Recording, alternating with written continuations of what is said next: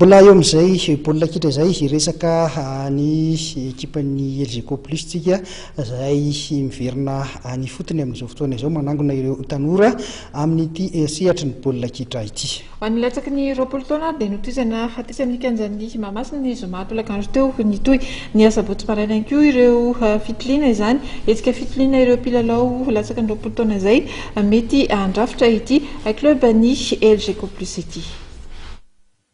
Ny alony miangianina dia niatrika ny lalao mandroso ny dingana savaranonando fiadina ny amboaran'ny confédération africaine taranjabolina kitra tany Seychelles dia nanapa-kevitra ny tily mpilalao zandriny andimpotoerana ireo zokony ny ekipa ny LGK Plus.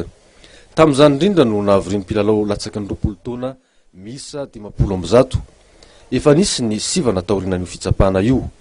Ho fanohizana izany fitiliana izany ary dia nanantanteraka fitsapana ho an'ireo mpilalao tanora ireto ny LGK Plus ny zoma tolakandro teo nanomboka tamin'ny 2 ora ka hatramin'ny 5 ora tetsy amin'ny kianjan'ny Mahamasina. Ny andro ny sabotsy 2 martsa maraina kosa tamin'ny 7 ora ka hatramin'ny 1:10 ora no nanaovana ny sivana fahatelo. Marihana fa ny mpilalao hita mpitantana misongadina tamin'ireo fitsapan'ireo dia avondrona sy ho volavolaina ho tonga mpilalao goavana Atsoatsy. Izao fijarena mpilalao tanora izao moa no natao dia mba ahazahoan'ny ekipan'ny LGK Plus mitazona tranony maizy azy eo amin'ny tontolon'ny kitra malagasy amin'ny alalan'ireo mpilalao ao aminy. Tsikaritra nadrerety fitsapan'ity ihany koa fa ireo mpilalao manana toe-batana tsara no tena nasarika ny mpitantana sy ny teknisian'ny LGK.